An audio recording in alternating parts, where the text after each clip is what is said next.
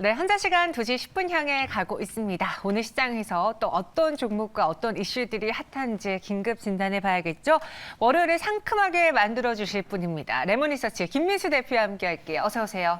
안녕하십니까. 안녕하십니까. 네. 네, 우리의 또 상큼한 주식 수익을 위해서 김민수 대표님 모셨고요. 세 가지 상황씩 알아보겠습니다. 첫 번째 만나보시죠.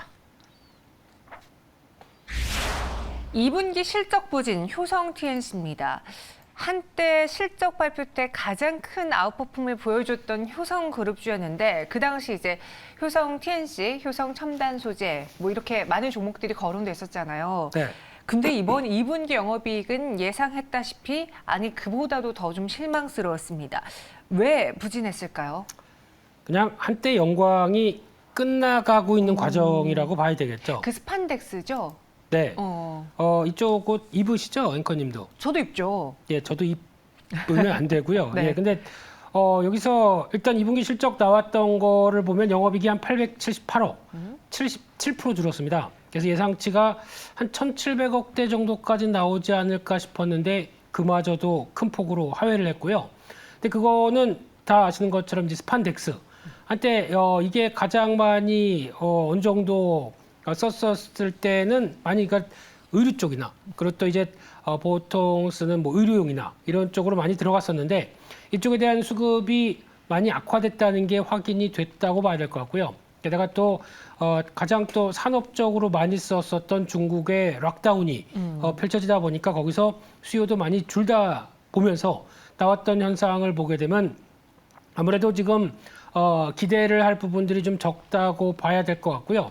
이쪽은 그래도 글로벌 스판덱스 쪽에서 마켓시어 1위를 하는 회사가 업황이 꺾이면 또 이런 식으로 한때 100만 원대도 가지 않을까라고 나왔던 주가가 지금은 많이 좀 실적과 함께 위축이 돼 있다. 그게 현실인 것 같습니다. 네, 참 초반에는 그 레깅스 열풍 속에 스판덱스의 수요가 크게 늘어났던 그 시기가 있었는데 최근에 이 스판덱스 원료가 되는 PU 가격이 또 급락세를 보여주면서 실적이 나쁘게 나타나고 있습니다.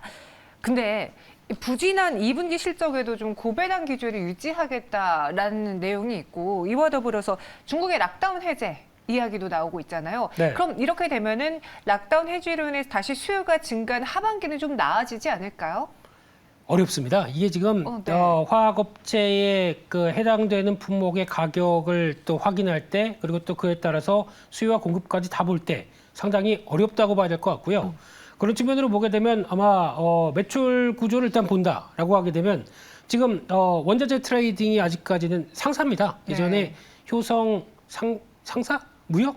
뭐 이쪽이 매출의 한 60% 이상 차지를 했기 때문에 그쪽에 대해서 반대로 말씀드리게 되면은 이제 원자재 가격들이 다시 올라오기 시작하면서 변화가 나와야 이걸 그대로 또 상사 역할 쪽에서 매출을 끌어갈 텐데 이 부분이 약간 또 힘이 빠지고 있죠. 게다가 또 스판덱스 나일론 원사 이쪽이 매출이 한 40% 정도 차지를 하고 있는데 이쪽도 아직까지는 좀 부진하다고 하게 되면 기대를 아주 크게 할 상황들이 아니라고 봐야 되겠죠. 그래서 말씀하셨듯이 스판덱스를 보는데 일단 가장 중요한 거는 원가가 어떻게 결정되느냐. 그러니까 즉 가격을 봤을 때 이제 P를 구성하는 요소들을 체크해야 될 것 같고요. 거기다가 이제 Q도 같이 봐야 되는데 그럼 이제 유가가 어느 정도 또 견조하게 나오면서 이어지는 또 설비와 관련된 부분들 다 체크를 해보게 되면 저는 문과생이기 때문에 네. 요 정도가 한계입니다. 예측을 못 하겠습니다. 네. 그리고 또 거기다가 수요는 그래도 그나마 어느 정도 견조할 것이냐라는 부분들.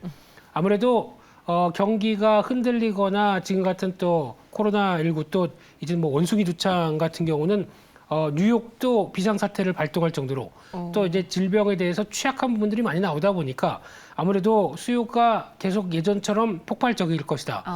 좀 어렵겠죠. 그런데 이제 중요한 거는 배당입니다. 네. 작년에 이 회사가 배당을 5만 원 줬습니다.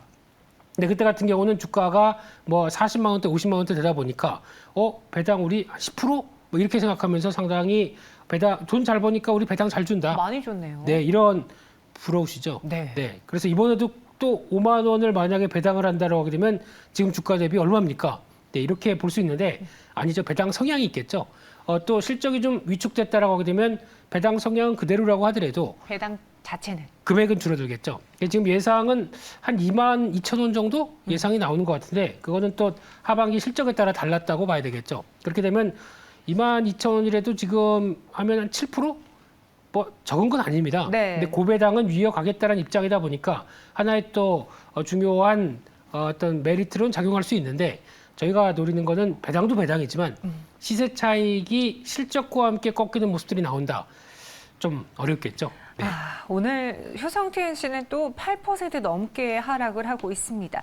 이미 주가가 좀 많이 밀려와 있는 상태에서 또 한 번 하락이 나왔는데 어떻게 해볼까요? 효성 TNC에 대한 가격 전략, 대응 전략 세워볼게요. 네, 일단 지금 당장에 보여줬던 이런 실적 가지고 뭐가 어떻게 변화될 것이다. 네. 기대는 좀 낮기 때문에 눈높이는 낮추는 게 맞지 않나 생각되고 있고요.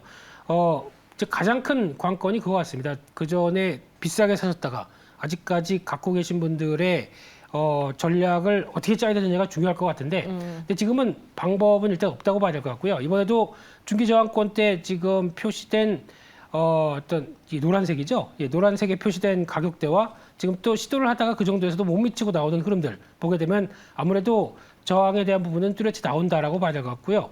그래서 일단 35만 원대가 중요한 저항이라고 보여지고 있고요. 이런 쪽에서 안착을 해야 단기적인 변화가 나오는데 네. 그 정도는 아직은 좀 어렵다라고 하게 되면 일단 이렇게 가격이 좀 벌어진 종목 같은 경우는 아우 저거 갈 때까지 기다리자라고 하는 것보다 약간 좀 적극적인 전략은 그런 게 있습니다.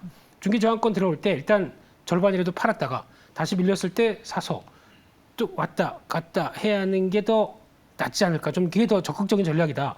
기다리다간 그냥 손쓸 수 없이. 내 단가 올 때까지만 목 빠지게 기다릴 수밖에 없는 게 현실이기 때문에 조금 더 좀 액티브하게 전략을 바꿔가는 게 어떨까. 개인적으로는 이렇게 좀 말씀드리고 싶습니다. 단기간에 추세가 바뀔 것 같지 않아 보이기 때문에 그 안에서 우리가 어느 정도 중기 저항선에 왔을 때는 매도를 하고 다시 떨어지면은 좀 비중을 늘리고 이런 식으로 그 안에서의 트레이딩 전략이 좀 필요해 보일 것 같습니다. 효성 TNC 알아봤습니다. 이어서 두 번째 상황실 넘어가 보시죠. 강한 알루미늄, 조일 알루미늄 볼게요. 제 첫 알루미늄주는 남선 알루미늄, 당시 정치 테마로 특징주로 거론됐던 기억이 있는데 알루미늄이 예전과 다르게 2년 전이었나요? 그때부터 알루미늄 박 이야기가 나오면서 2차 전지 소재로서의 그 매력을 뽐내고 있습니다. 최근에 알루미늄주의 주가 강세가 혹시 그 때문인가요? 어떤 이유 때문에 좀 나타나고 있을까요? 네, 예전 얘기죠. 철없었을 때. 네, 철없었을 때. 어렸을 때. 네. 테마주를 하셔도 좋지만, 네, 그래도 기업들은 좀 보시면서 하셨으면 하는 또 조언을. 네, 이런 경우 저런 경우 해봐야죠. 잔소리입니다. 네. 그렇습니다. 그래서 이번엔 또 알루미늄 관련된 종목들 또 강하게 움직이는데 그 중에 하나가 일단 알루미늄 판과 관련된 쪽에 뭐 판재를 하거나 가공을 하는 쪽은 아직 모멘텀이 그렇게 강하지는 않습니다.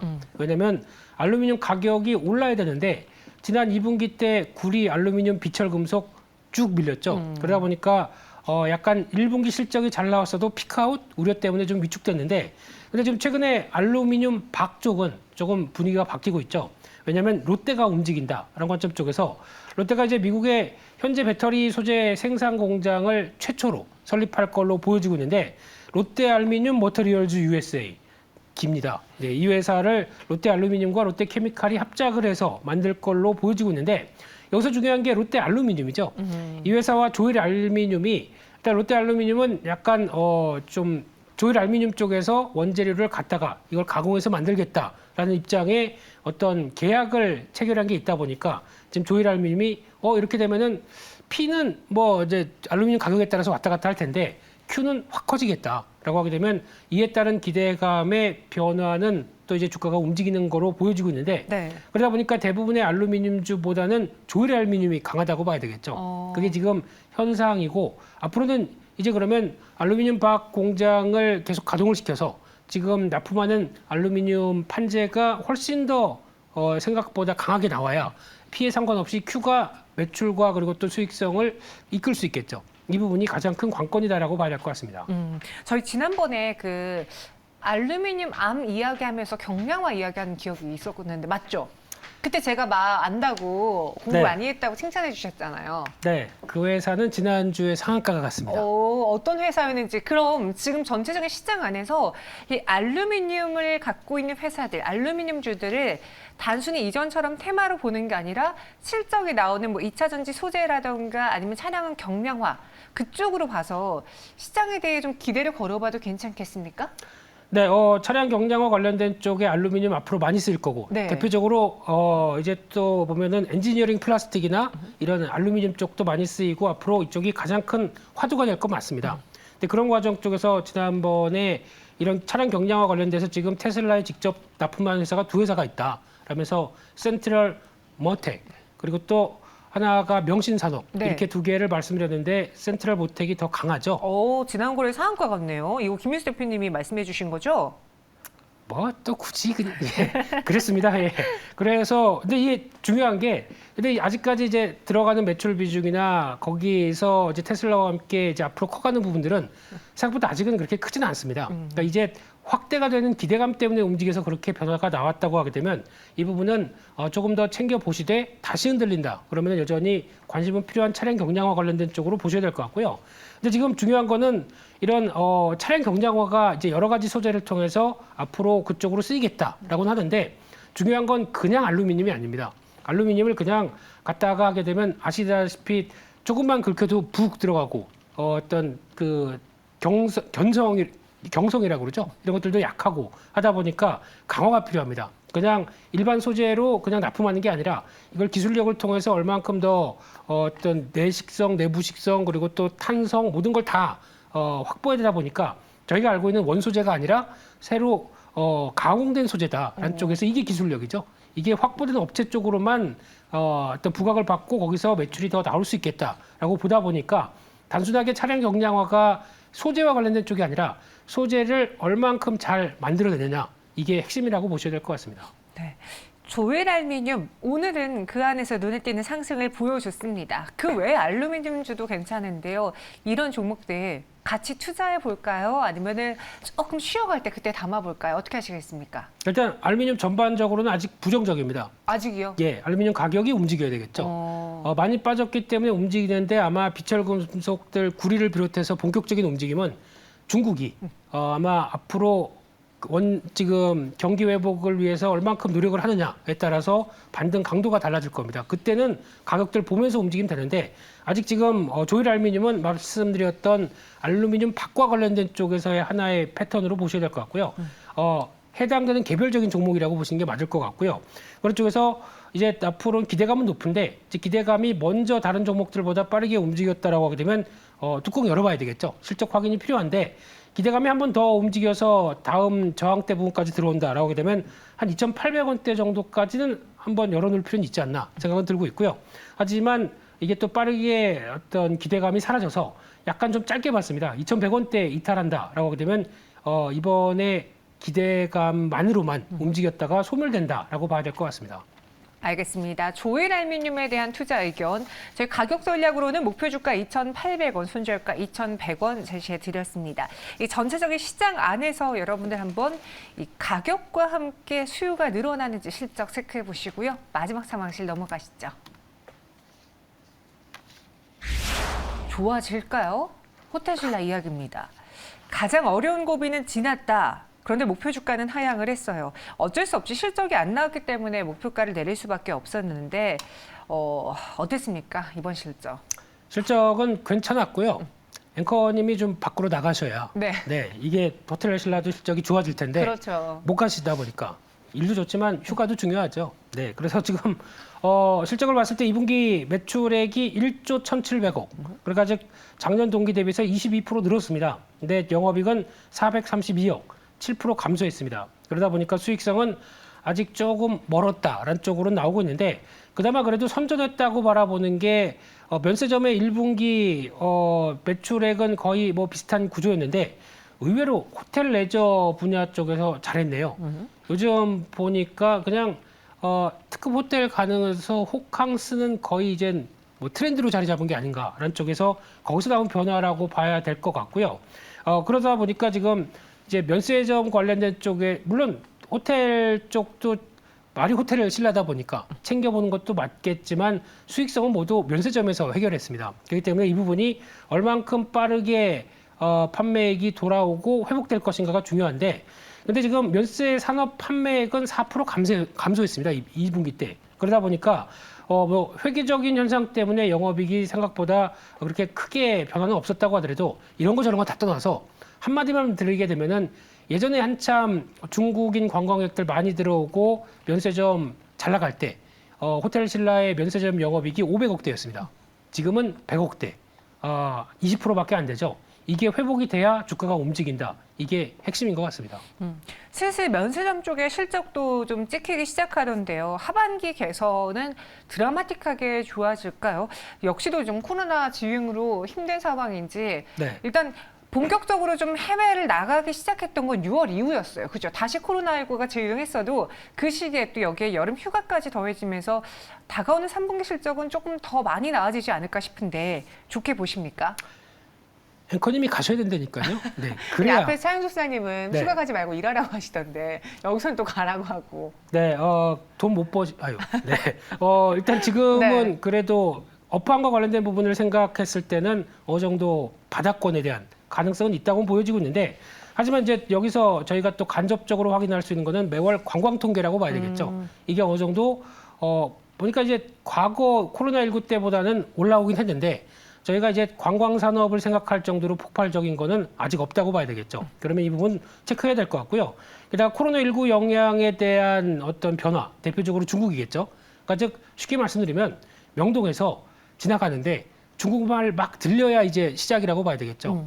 아직은 한국말 많이 들립니다. 그러다 보니까 영어도 가끔 들리고요. 그러다 보니까 이쪽에 변화가 나오기 전까지는 투자를 할 만한 쪽이 좀 뭐 바닥은 회복됐지만 여기서 좀 바닥 회복됐다고 V자가 아니라 좀 이제 정체라고 봐야 되겠죠. 이 부분이 확인되는 걸 보고 해도 늦지 않겠다라는 생각은 하고 있습니다. 그럼 호텔 신라 좋아질 일만 남아 있다고는 하는데 확인하고 가자. 확인은 좀 언제쯤 어떤 걸로 우리가 알 수 있을까요? 한 줄 평 들어보면서요. 호텔 신라 보유자분들 정말 오랫동안 힘들어하셨을 겁니다. 네. 대응 전략도 세워주시죠. 아마 리오프닝 관련된 섹터를 볼 때 가장 큰 투자 아이디어는 부진하다 보니까 공매도가 거의 그냥 꽉 차 있습니다. 그러면은 시그널이 나온다. 그러면 네. 공매도가 청산되면서 예전에 한화솔루션 주가가 급등하듯이 이렇게 변화는 나올 수 있습니다. 근데 그 트리거가 뭐냐라고 했었을 때 말씀드렸듯이 그냥 직접 중국인들 오고 우리도 쉽게 나가고 할 수 있는 이런 변화가 돼야 되는데, 코로나19는 거의 뭐 이젠 독감처럼 저희 주변에 자리 잡고 있다 보니까 아직 변화를 좀 크게 생각하기는 좀 힘들겠죠. 그래서 이런 부분들 보셨을 때 지금 가격대에서는 아마 만약에 다시 한번 반락이 나와서 뭐 71,500원대 밑으로 내려간다라고 하게 되면 중기저항권 밑으로 가는 가격이죠. 네. 이쪽에서는 비중을 조금씩 늘리는 게 나을 것 같고요. 지금은 아마 한 번 더 움직여서 한 79,000원대 부근 정도까지 혹시나 또 시장과 함께 움직인다라고 하게 되면 여기서는 아직 특별한 변화 없는데 여기까지 왔다라고 하게 되면 또 비중을 줄이는 자리가 아닐까 그렇게 바라보고 있습니다. 알겠습니다. 79,000원대는 비중 축소라는 의견 주셨어요. 오늘 호텔 신라의 경우에는 주가가 지금 상승세를 보여주고 있습니다.